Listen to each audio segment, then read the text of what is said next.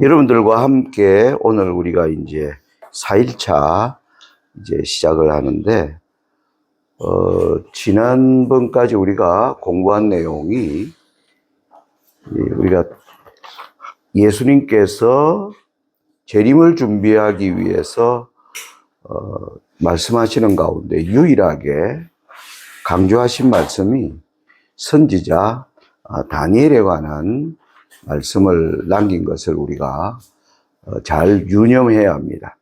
그래서 다니엘서는 단지 예언서만이 아니고 전체 복음이 뻗어나가는 굉장히 많은 내용들을 사실 담고 있습니다. 여러분들이 공부하면서 이게 세상에 일어나는 역사만 나타내는 게 아니라 성경에 나타난 전반적인 모든 여러분들의 예수님의 메시아 되심, 그리고 죄의 문제, 그리고 또 예수님이 어떠한 인성을 가지고 오셨는가, 그리고 또 마지막을 위해서 우리는 어떻게 준비해야 되는가, 이 모든 주제가 다니엘서에서 뻗어나가고 또 다니엘서 속에서 이제 결론을 얻도록 그렇게 되어 있는 책이 바로 이 다니엘서라고 할 수 있습니다.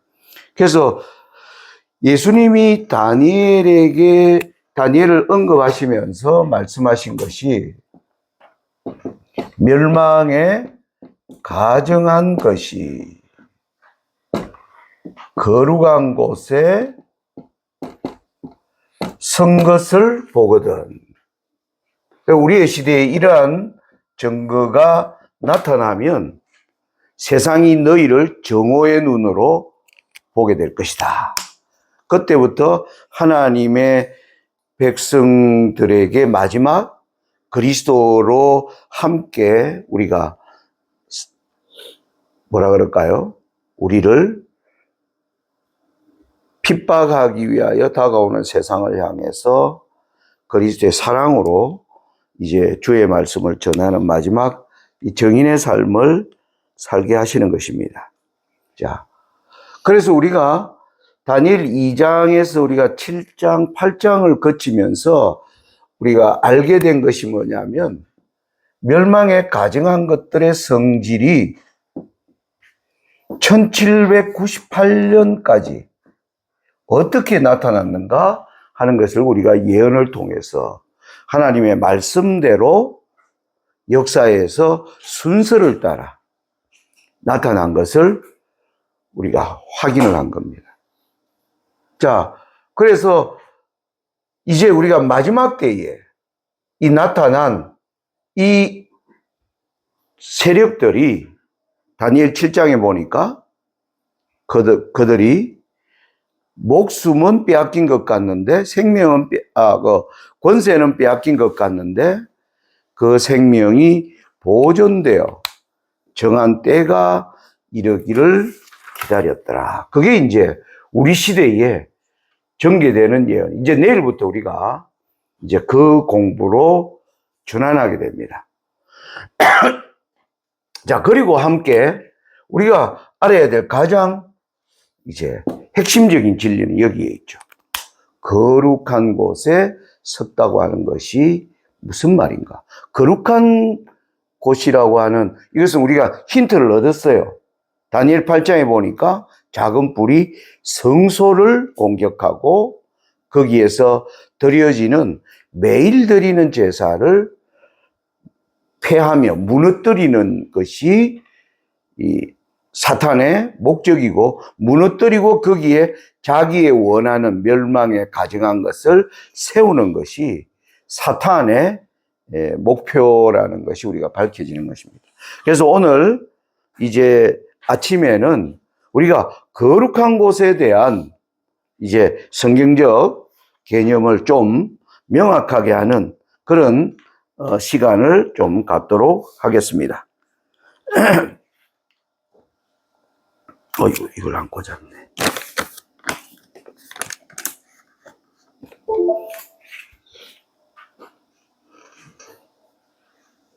자, 여러분. 마태복음 22장에 보면 이 글이 다 보입니까? 저 뒤에 앉은 사람들도 이 글 잘 보여요? 네. 예.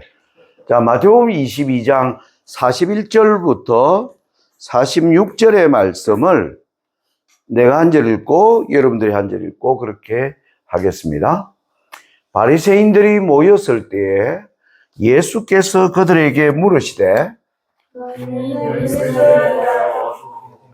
어떻게 생각하느냐? 이 자손이냐? 대답하되 다윗의 자손이니이다.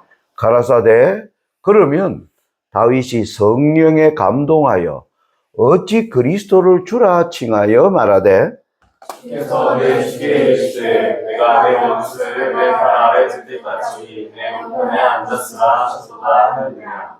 다윗이 그리스도를 주라 칭하였은즉 어찌 그의 자손이 되겠느냐 하시니 한 말도 능히 대답하는 자도 없고 그날부터 감히 그에게 묻는 자도 없더라. 예.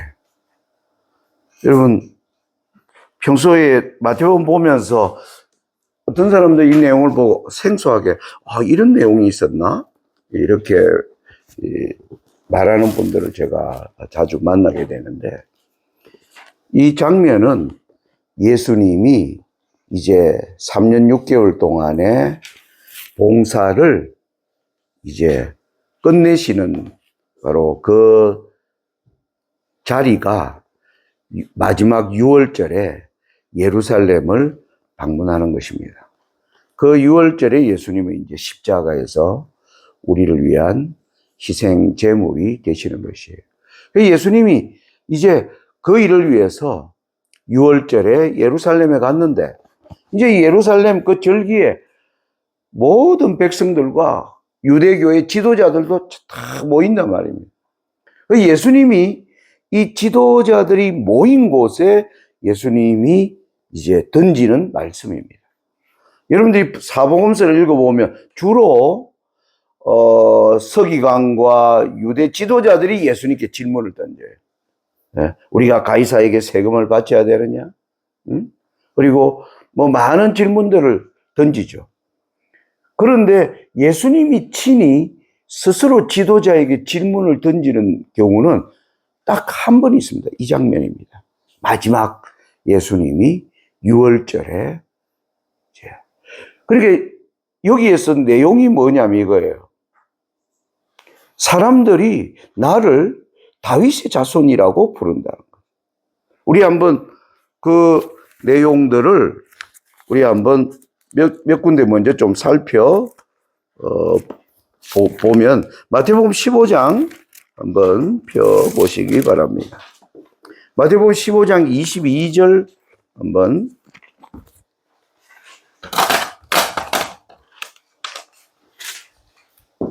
마태복음 15장 22절. 자, 거기에 보면 가나안 여자 하나가 그 지경에 나와서 소리질러 가로되 주 다윗의 자손이여 나를 불쌍히 여기소서 내 딸이 흉악히 귀신 들렸나이다 하되. 여기 보면 가나안 여인이라는 말은 이스라엘 백성 바깥에 있는 여인이죠. 그러니까 이방 여인이에요. 이방 여인이 예수님의 소문을 듣고 자기 자식을 건져달라고 찾아오면서 예수님을 뭐라 부르냐면 다윗의 자손이요 이렇게 부르는 거예요. 그러니까 이스라엘 백성들이 예수님을 소개할 때 오래전에 약속된 다윗의 자손으로 오신다고 한 분이 오셨다라고 이렇게 이제 소개한 것을 알 수 있습니다. 그 앞에 21장도 하나 볼까요? 몇 군데만 대표적으로 21장 9절 우리 같이 한번 읽어볼까요? 9절 시작.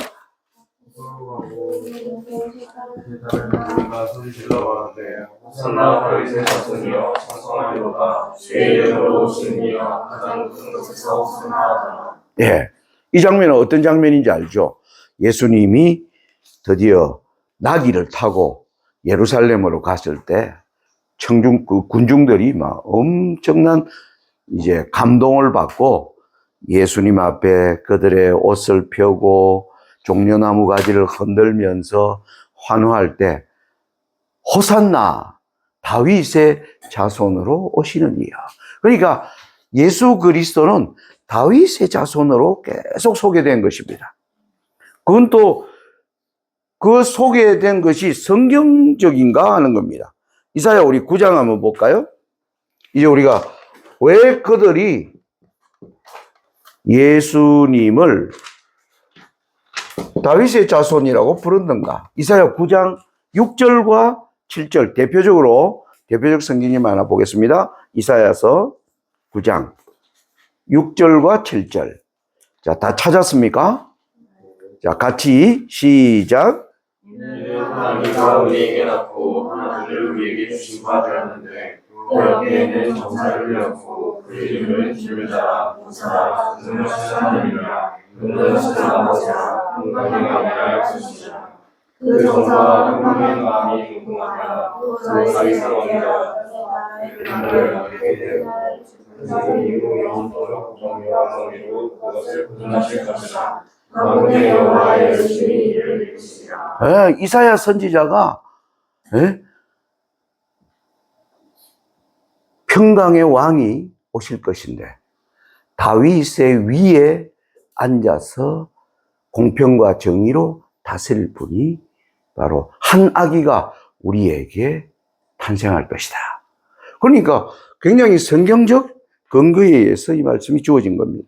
예레미야 선지자도 이 다윗의 자손에 대하여 예레미야 23장 5절과 6절을 한번 보겠습니다. 예레미야 23장 5절과 6절입니다.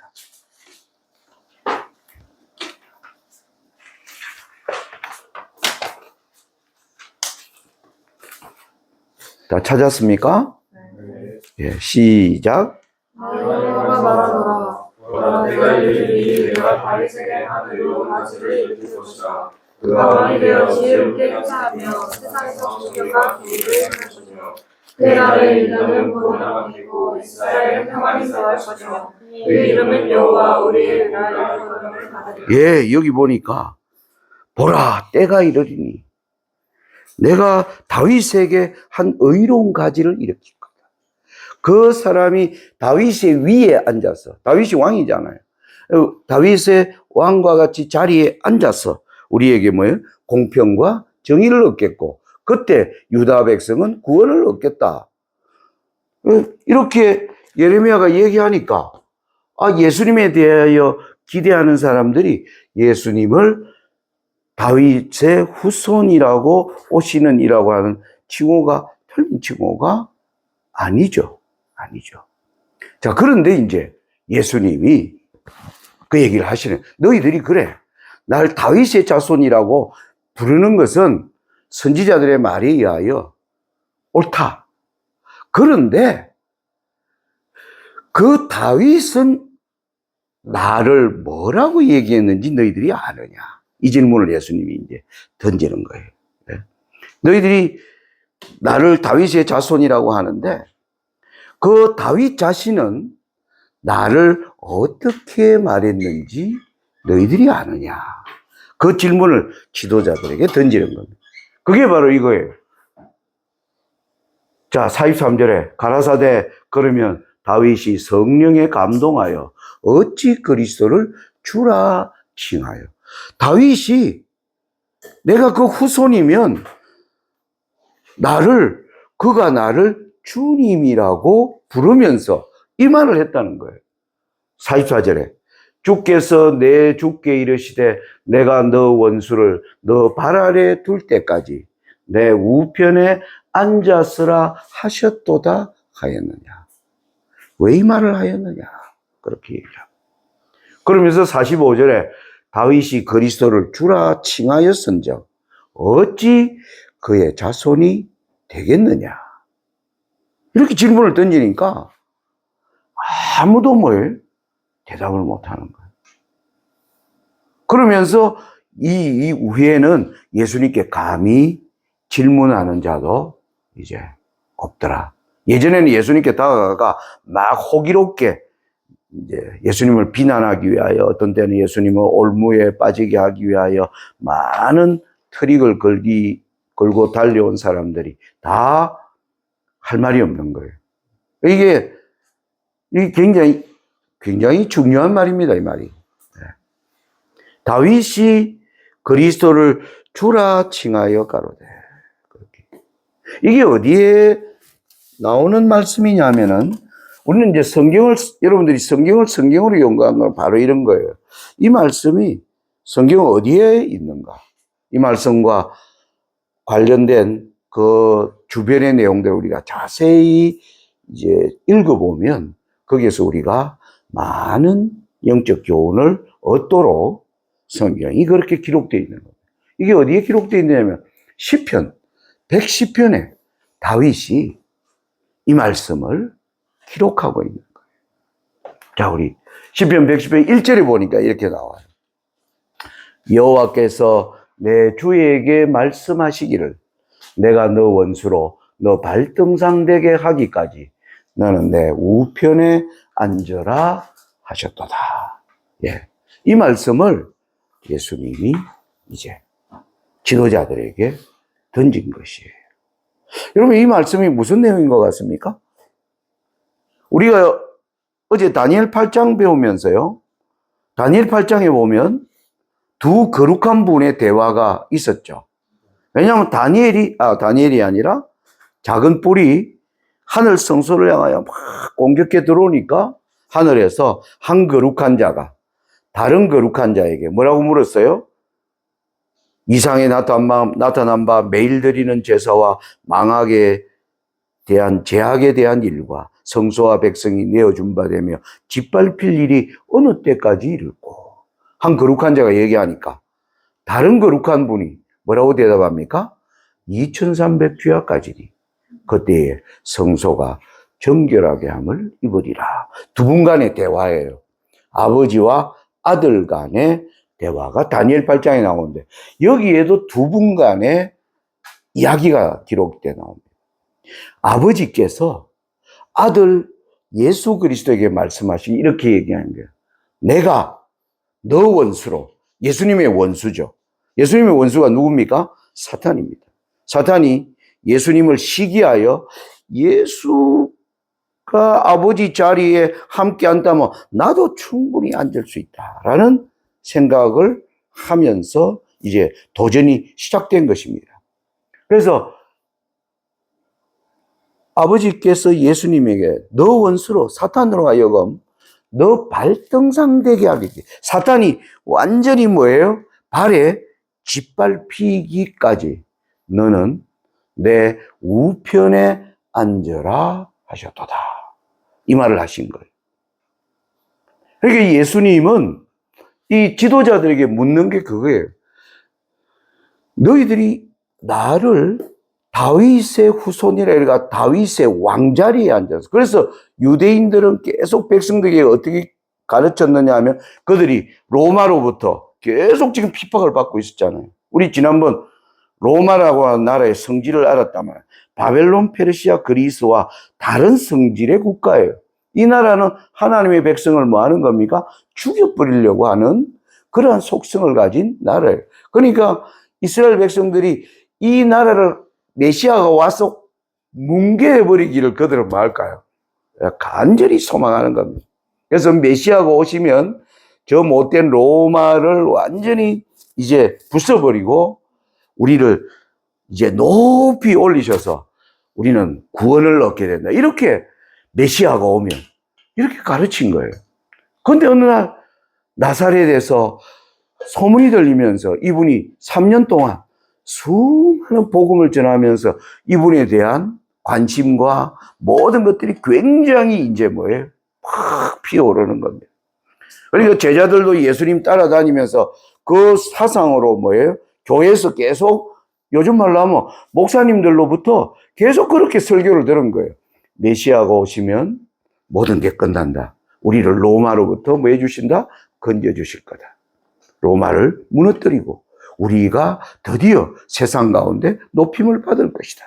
이렇게 교육을 받았는데 드디어 나사렛에서 온 사람이 어떤 사람은 아니라고 하는데 많이 얘기를 들어보면 야, 이분이 놀라운 분이 오셨다라는 것을, 그러니까 백성들을, 예수님을 믿는 사람들은 이제 어디로 초점을 모으느냐, 다윗의 왕으로 오시는 분이 오셨다라고 생각하는 거예요.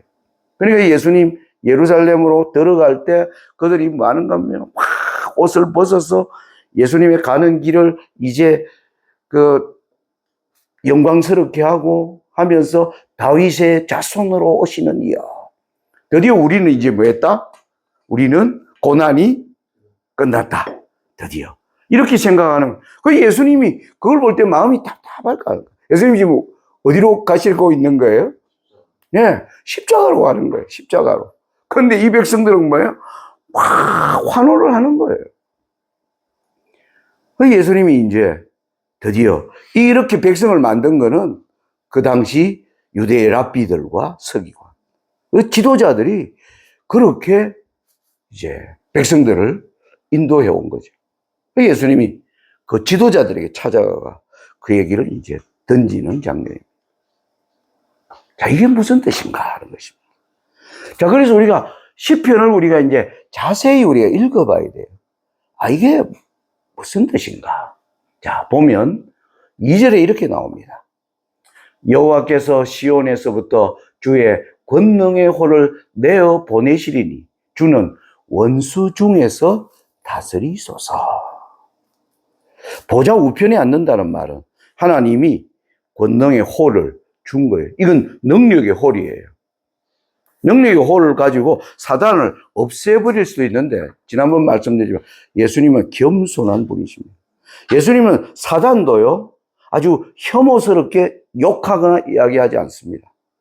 그분이 그럴 능력이 있지만은 예수님은 아버지께서 너를 꾸짖으시기를 원하노라. 예수님은 그렇게 얘기합니다. 여러분들 곳곳에 성경에 보면, 유다서에 보면, 우리 유다서 잠깐 하나 볼까요? 잠깐 유다서로 한번 가보겠습니다. 모세가 죽었을 때 이제 모세의 시체를 두고 다투는 장면이 이제 나와요. 이 사단은 모세의 시체가, 야, 하나님, 이 지구상에 사는 자들은 전부 저의 종이니 이 시체는 내 겁니다. 이제 이렇게 주장하는 장면이 유다서 9절에 이렇게 나옵니다. 천사장 미가엘이 모세의 시체에 대하여 마귀와 다투어 변론할 때 감히 회방하는 판결을 쓰지 못하고 다만 말하되 주께서 너를 꾸짖으시기를 원하노라 하였거늘. 이 천사장 미가엘, 예수님의 직분이 천사장 미가엘의 직분을 또 가지고 있는 걸 우리가 압니다. 그 사단에게 예수님이 직접 그를 제어하실 수 있었어요. 그런데 그는 아버지께서 너를 꾸짖으시기를 원하노라. 예수님이 이 땅에 사시면서 나는 너희를 심판하려 하지 않아. 나에게는 나를 보내신 분이 계시다. 그분이 심판하는 권세를 이제 행하시고 나는 그분의 보내신 자로 그분이 원하시는 말씀을 너희들에게 전하고 나는 아무것도 스스로 할 수 없노라. 나는 내게 맡겨진 일들을 충성되이 감당한다. 예수님이 그렇게 사신 거예요, 예수님이. 이분이 권능의 호를 가지셨는데, 그런데 어떻게 하면 권능의 호를 가지고 원수를 쫓아내는 게 아니라 원수 중에서 다스리소서. 사단이 다스리는 세상 가운데 예수님의 통치를 따르기를 원하는 사람들이 있는 거예요. 그게 바로 여러분들이 그 일을 위해서 이번 이기에 지원한 겁니다. 어떤 의미는? 여러분들을 향해서 사단은 이렇게 얘기합니다. 이 사람들은 다 내 밥이에요. 내 지배하에 있습니다. 우리의 환경은, 외적인 환경은 우리는 사단의 지배하에 우리 모두가 다 있어요. 그런데 그 가운데 주님의 지도를 따르는 사람, 원수 중에서 다스린다는 게 바로 그 의미예요. 자, 그러면서 3절에 이렇게 나옵니다. 드디어 주의 권능의 날에, 주님이 권능을 보이시는 날이 오는 거예요. 지금은 예수님이 능력이 있으시지만은 예수님은 잠잠히 조용히 일하십니다. 마치 사단이 활개치는데도 예수님은 마치 능력 없는 것처럼 세상 사람 눈에는 그렇게 보여요. 세상 사람 눈에는. 하나님이 살아계신다면 와 세상이 이 모양 이 꼴이냐. 많은 사람들이 그런 얘기를, 무신론자들이 그런 얘기 던지는 거 여러분 많이 듣죠. 그죠? 예? 예?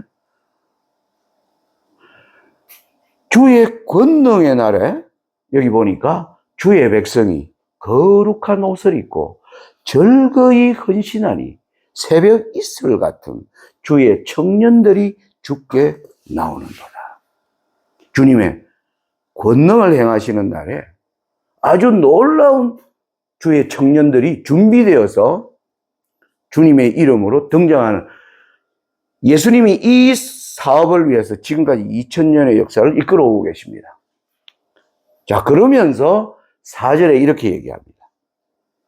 여호와는 맹세하고 변치 아니하시리라.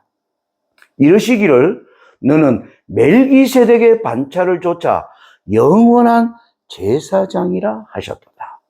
주의 우편에 계신 주께서, 자, 4절과 5절에 보니까 너는 내 우편에 앉아라 그랬는데, 우편에 계신 주의 직분이 뭐냐면 멜기세덱의 반차를 쫓은 영원한 제사장의 자리예요.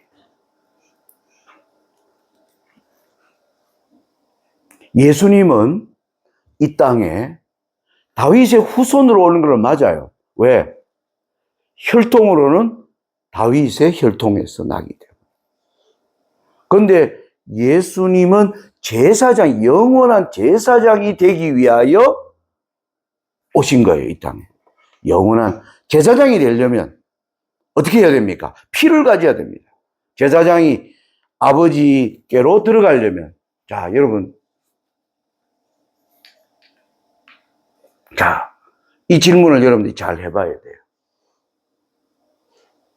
선하계 대쟁투 6000년 가운데 예수님의 십자가 사건은 대략 4000년의 구약의 역사를 이야기하고 있습니다. 이 4000년의 역사 동안 온 하늘은 사탄이 거짓말쟁이라는 것이 온 하늘에 이제 전거되었습니다. 사탄은 그동안 천사들 3분의 1을 뭡니까? 자기 편으로 끌어들였고, 하나님 편에 있지만은 3분의 2의 천사들의 마음속에 여전히 의문을 가지고 사탄의 말이 틀린 거야? 옳을 수도 있지 않나? 그런데 사탄을 따라가지는 않았어요. 하나님 편에 있는 겁니다. 그런데 그 모든 천사들이 4000년에 하나님이 하시는 일과 사탄이 하는 일을 지켜보면서, 그리고 마침내 예수님이 이 땅에 오셨을 때 인간의 겸손한 자리로 오신 그분을 뭐 하는 거예요? 모욕하고 그분을 뭡니까? 시험에 빠뜨리기 위하여 수많은 거짓된 올무를 놓고 마침내 십자가에 못 박기까지 정오를 드러내는 것을 온 우주는 보면서 드디어 우주에 있는 타락하지 않은 세계는 더 이상 사탄의 이제 던진 말이 다 거짓이고 하나님의 자리를 빼앗기 위한 그것이었다는 것을 알게 된 것입니다. 그러니까 이때 예수님이 사탄을 없애버려도 천사들은 더 이상 이제 뭐예요? 괜찮아요. 의문이 없어요. 하나님 없애도 됩니다. 그런데 뭐예요?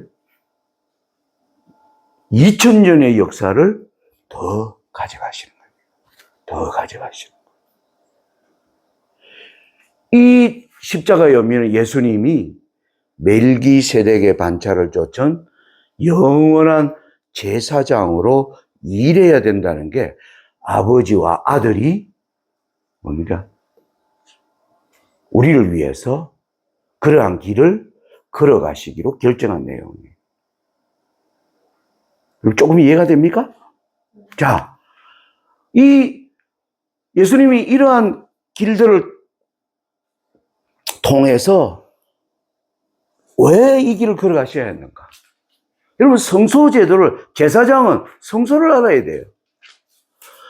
이 성소에서 일하는 제사장이 이 안으로 들어가면 바로 이 안의 모습이 이 회막성소의 안의 모습. 여기에 아버지의 보호자로 나타난 여기에 쉐키나 지성소 안에 여호와의 임재를 나타내는 그 빛이 흘러나오는. 그러니까 뭐냐 하면 이 얘기예요. 아버지께서 아들에게 야, 너 제사장으로 이리로 들어오라는 거예요. 아버지께서 계신 곳으로 들어와서 내 우편에 앉으라. 이렇게 얘기하시고. 뭐로 들어오라고? 제사장으로 들어오라는 거예요. 제사장으로 들어가려면 제사장이 이리로 들어가 피를 가지고 들어가야 돼요.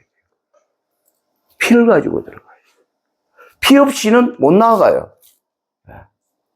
그러니까 이전에 모든 제사장들은 짐승을 잡아서 백성들의 희생제물에 그 피를 가지고 제사장들이 뭐 하는 겁니까? 들어가는 거예요. 근데 이 말은 무슨 말이에요? 아들아, 네 피를 가지고 들어오라는 뜻이에요. 더 이상 나는 짐승의 피를 원하지 않는다는 거예요. 짐승의 피를 원하지 않는다. 내가 원하는 한 피, 그것은 바로 하나님의 온전한 뜻으로 준비된 자의 희생이에요. 예수님이 이제 이 길을 걸어가시는 것입니다. 예수님이 이 길을. 그 내용이 여러분 우리 히브리서 하나 보겠습니다.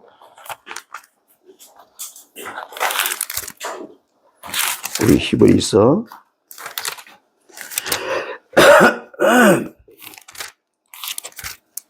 10장.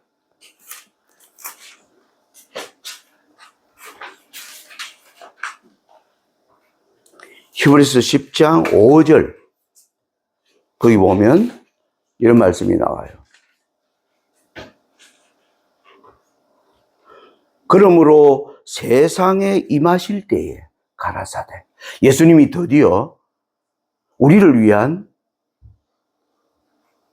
구세주로 드디어 임하실 때 예수님이 이걸 깨달은 거예요. 하나님이 제사와 예물을 원치 아니하시고 오직 나를 위하여 한 몸을 예비하셨도다. 예수님이 오시기까지 하나님이 제사 제도를 주셨어요. 짐승을 잡고 그 짐승은 오실 메시아를 가르친다라는 걸 우리는 잘 성경을 통해서 배웠습니다. 그런데 하나님께서 그러한 제사와 예물을 원치 않는다는 거예요. 더 이상 이제 나는 오직 나를 위하여 한 몸, 준비된 몸, 그 몸을 예비하셨도다. 그러면서 6절에 전체로 번제함과 속죄제는 기뻐하지 아니하시네. 하나님이 더 이상 이제 이전에 바쳐진 그 제사는 이제 기뻐하지 않는 거야.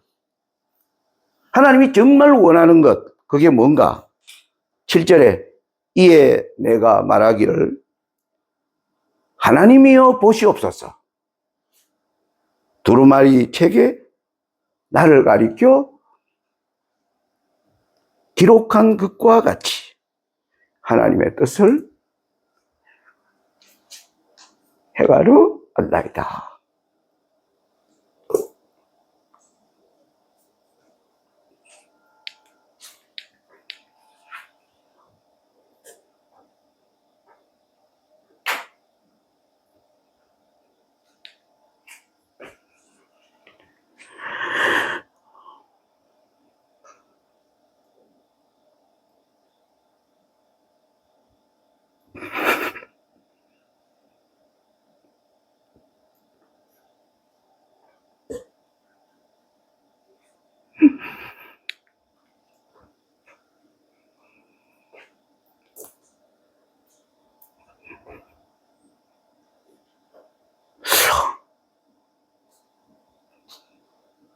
제가 새벽에 오늘 이런 여러분들한테 이렇게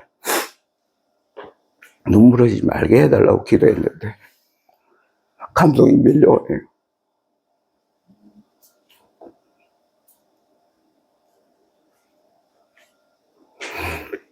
여러분, 이 의미가 뭔가 하는 거예요.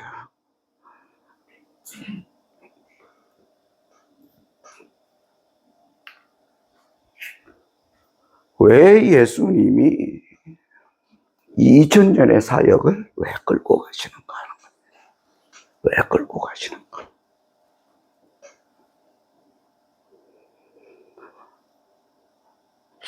이 천지를 창조하신, 그리고 이 온 우주의 질서를 만드신 크신 하나님께서 이 죄악의 역사를 끝내시는 데 있어서 어떠한 길들을 아버지와 아들이 긴밀하게 의논하면서 이 길을 열어가셨다. 우리는 그 혜택으로 살고 있는 겁니다, 사실. 사단이 우리를 아주 경호하는 가운데서도 우리가 평안을 누리며 사는 것은 바로 이런 은혜가 있는 것이에요.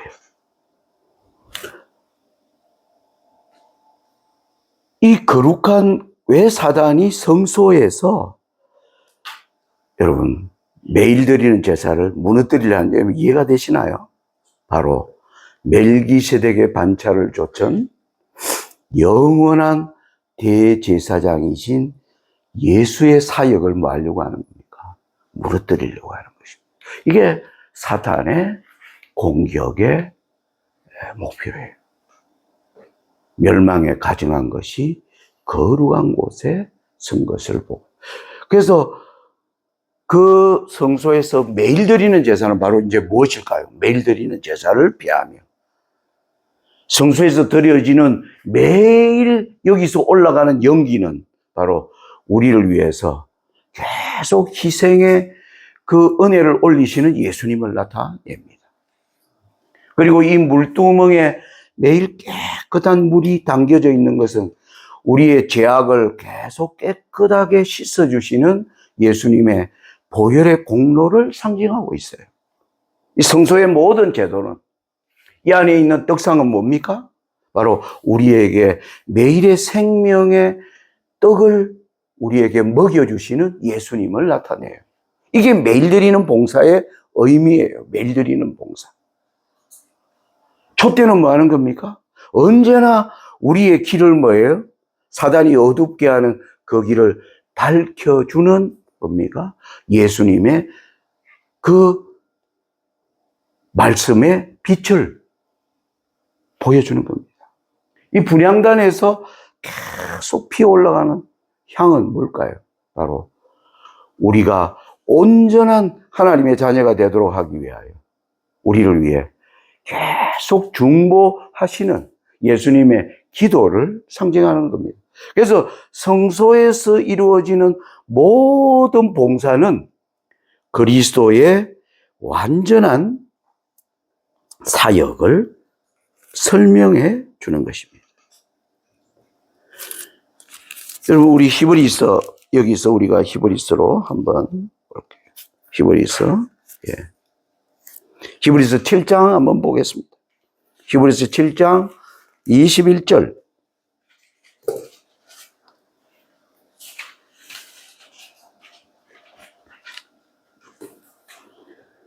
저희는 맹세 없이 제사장이 되었으되. 자, 여러분, 여기 저희는 구약시대예요. 구약시대 아론과 같이 아론의 후손들이 다 제사장이었어요. 그들은 뭐 하지 않았다? 하나님, 제가 이 직을 숭실히 수행하십니다. 그런 맹세가 없었어요. 그냥 아론의 후손이면 뭐예요? 제사장으로 올라갔습니다. 저희는 맹세 없이 제사장이 되었으되 예수는 자기에게 말씀하신 자로 말미암아 맹세로 되신 것이라. 예수님은 이 제사장이 되시면서 맹세하셨습니다. 예수님은 맹세가 필요 없어요. 왜? 하나님은 말하시면 반드시 지키시니까. 그래서 예수님은 맹세가 필요 없습니다.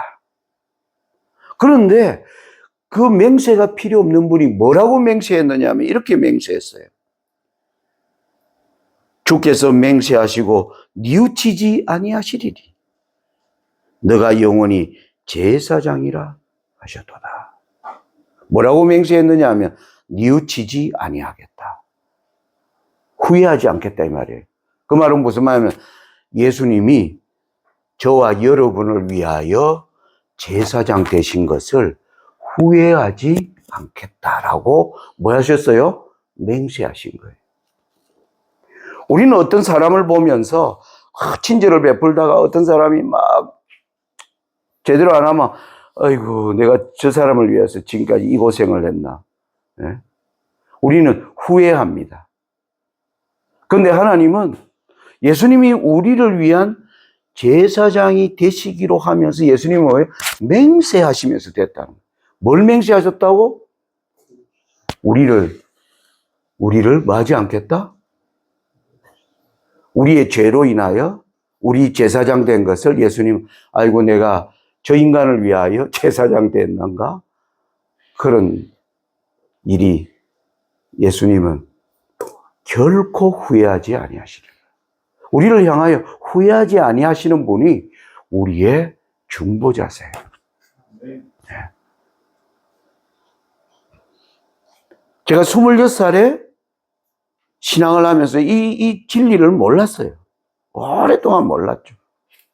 그래서 뭐 교회를 다니고 하는데만 여전히 내 생각, 그리고 내가 원하는 방식, 그리고 잘못하면 교회 가서 뭐 예수님께 빌면 예수님이 다 용서해 주실 거야. 또 그렇게 생각하고, 또 사단이 뭐 유혹하면 유혹해서 고민하다가 그 유혹에 빠지고 또 유혹이 사단이 끄는 대로 가는 거예요. 예수님이 가지 말라는 음성이 들리는 대로. 그러면서 뭐라고 생각합니까? 가서 다음 안식일에 기도하면 예수님이 용서해 주실 거야 하면서 그 길을 걸어가는 거예요. 내가 수없이 그렇게 걸어갔어요. 수없이. 그런데 예언을 연구하면서 이 진리의 놀라운 체계를 하나님께서 보여주신 것입니다. 예수님이 지도자들에게 던지는 이 질문, 여러분 오늘 내가 여러분들에게 보여준 이 성경절들 여러분 깊이 묵상해 보시기 바랍니다. 여러분들의 개인적 경험이 돼요. 아까 예수님이 12살에 이걸 깨달았고 12살에 아버지 어머니를 따라가 드디어 예루살렘에 올라갔단 말이에요. 그게 누가복음 2장에 보면 나오잖아요. 그 이전에는 예수님은 나사렛에 그냥 촌동네에 사는 어린이였죠. 그 나사렛 뭐 산골에 사람이 많이 있겠어요? 뭐 주변에 나사렛 동네 사람들과 어울리면서 그렇게 가나안에 살아오면서 12살이 돼서 6월절에 아버지 어머니의 손을 잡고 예루살렘으로 처음 올라가 본 거예요. 올라가니까 거기에 수많은 사람이 모여든 것을 아마 12살 된 예수가 충격, 와, 사람이 어찌 이리 많아. 근데 거기에 하나의 중심 이벤트가 보는 거예요. 전부가 양과 염소, 뭐, 비둘기, 그리고 막 짐승들이 막 울음소리, 이게 보니까 뭐예요? 거기에서 짐승들을 다 죽이고, 그리고 제사장들이 그걸 가지고 이제 성소 안으로 들어가는 장면을 깊이 예수님이 인상 깊게 본 겁니다. 그래서 아버지, 어머니 곁을 떠나 여기에 대하여 이야기하는 그 랍비와의 자리에 예수님이 들어가신 거예요. 거기에서 이 모든 제사는 하나님이 예비하시는 앞으로 이 짐승들이 아니라 한 몸을 하나님이 원하신다. 한 몸. 그게 바로 자기가 이 일을 위해서 태어났음을 예수님이 이때 깨달은 거예요. 그때까지 예수님이 그 이유를 몰랐어요. 어머니 마리아가 얘기했겠죠. 아들아, 너가 태어날 때 동방박사들이 와서 예물을 주고 그렇게 했다. 너를 죽이려고 엄마 아빠는 우리가 애굽으로 도망갔는데 그때 베들레헴에 있는 수많은 아기들이 너로 인해 죽었다. 너가 이제 하나님 앞에 이제 드려질 때 제사장 그리고 여제사장 안나가 너에 대하여 이러한 말을 하였다. 그리고 사실 나는 아빠와 결혼해서 널 낳은 게 아니고 나는 처녀의 몸으로 널 낳았다. 예수님이 어릴 때 이게 뭔 소리지? 이해 못한 거예요. 네? 이해 못한 것입니다. 그게 12살에 예루살렘으로 올라가면서 그것이 풀리기 시작한 거예요. 그래서 아버지와 어머니의 곁을 떠나간 거예요. 아버지 어머니가 나중에 찾아가 아들아 너 왜 그랬냐니까 내가 내 아버지 집에 있어야 될 줄 어머니 알지 못하셨나이까? 예. 예수님 이때 아버지께서 오랫동안 얘기하신 한 몸 그걸 위하여 내가 왔구나. 여러분들이 하나님께 헌신할 때 이와 같은 하나님이 나를 부르신다는 거예요. 나를 부르신다. 하나님 우리를 집단으로 우리를 보도하시지만 개인적으로 찾아오십니다. 개인적으로. 이게 하나님의 놀라움이에요. 우리 개인이라는 존재가 우리 별것 아닌 존재 아니합니까? 사실 별것 아니잖아요. 누가 우리를 주목해요? 누가 저에 대하여 관심을 갖겠어요? 아이고 저를 얘기해. 아이고 저 봉화 산꼭대기에 사는 저 손상백이라는 노인. 뭐 이 정도겠죠. 예?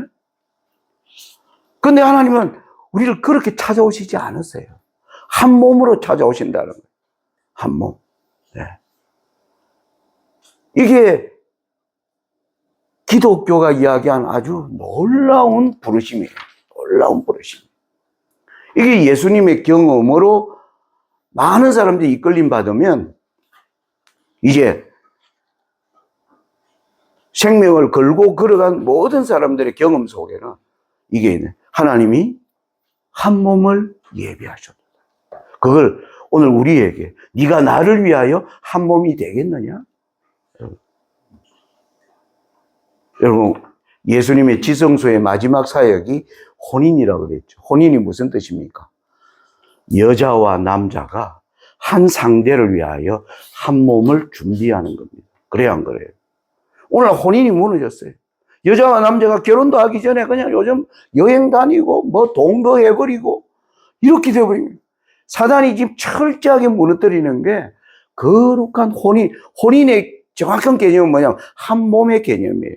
내가 한 남자를 위하여 내 몸을 구별하는 거예요. 또 남자는 한 여자를 위하여 내 몸을 구별하는 것입니다.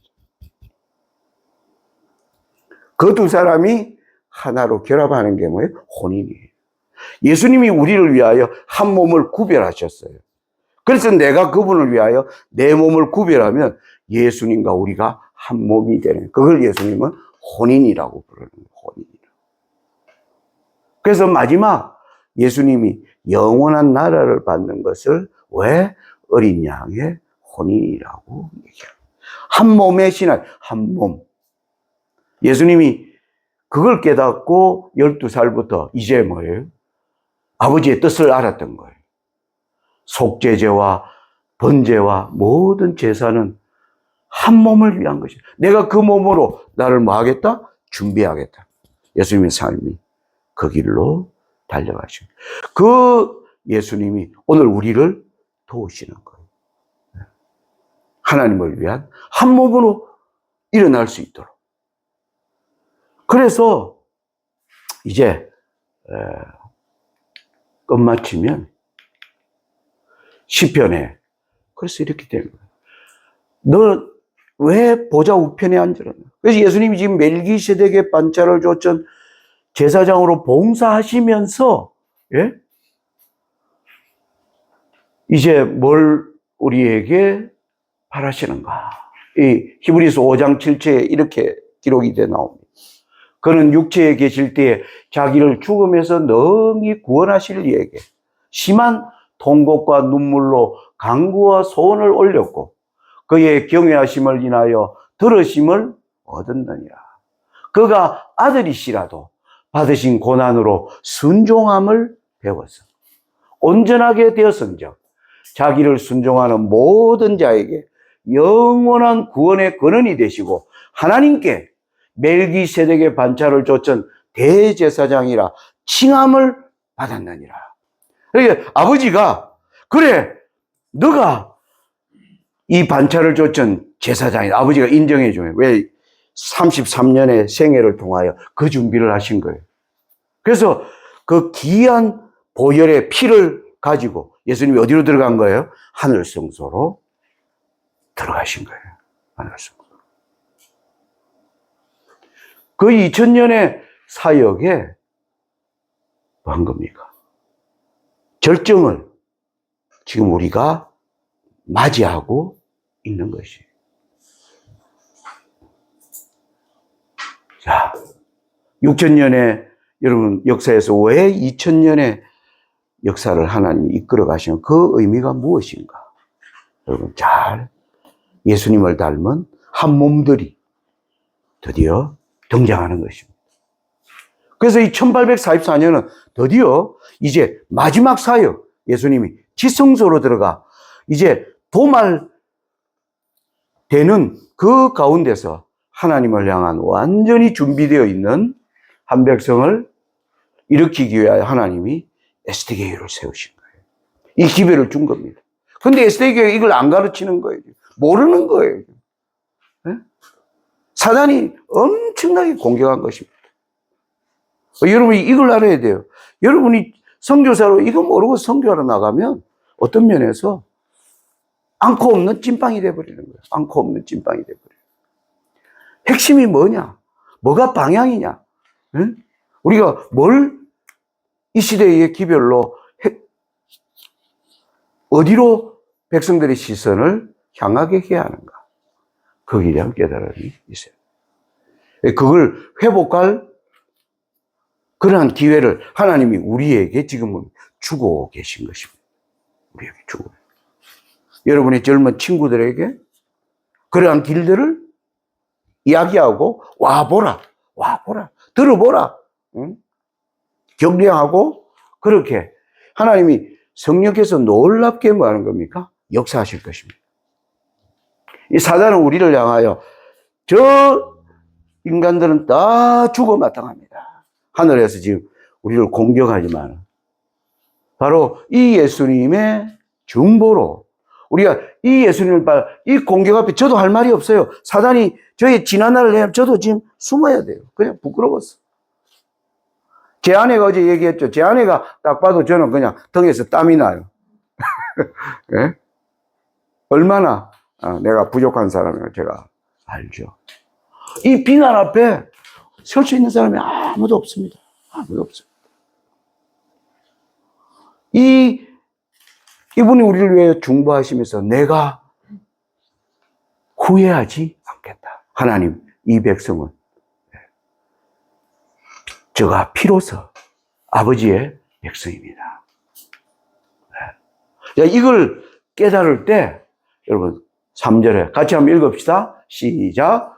주의 권능의 날에 주의 백성이 거룩한 옷을 입고 즐거이 헌신하니 새벽이슬 같은 주의 성녀들이 주께 나오는도다. 예, 주님이 드디어 권능을 보이시는 사단을 이제 발등상되게 하시는 지금 그 날이 다가오고 권능의 날이 지금 다가오고 있습니다. 세상이 그때는 와 하나님 진짜 계시네. 지금은 누가 하나님 어디 있어? 하나님이 어디 있어? 이렇게 사람들이 하나님 계시는구나. 출애굽이 바로 그랬어요. 애굽 사람들이 처음에는 뭐예요? 여호와가 어디 있냐고 이스라엘 백성들 막 드디어 모세가 뭐 하는 겁니다. 나타나 개구리 이 팔이 막 재앙이 내릴 때 뭐 그 재앙 별거 아니다고 생각했는데 드디어 뭡니까? 홍해가 갈라지는 거예요. 홍해가 갈라지는 그 백성을 위해 하나님이 바다를 가르시는 것입니다. 거기 뛰어들었다가 다 죽어버렸죠. 이 권능의 날이 지금 다가오고 있는 거예요. 이때 절거히 헌신하는 한 백성을 하나님이 지금 기쁨 가운데 이끌고 계십니다. 우리는 바로 이 부르심을 받았다. 사탄이 이 사역을 뭐 하는 겁니까? 무너뜨리려고 하는 거예요. 매일 드리는 제사를 피하고는 바로 멜기세덱의 반차를 좇은 그리스도의 봉사입니다. 그래서 여러분들이 그것을 잘 이해하고 경험하고 증거하는 그러한 충성된 삶을 살게 되기를 간절히 바랍니다.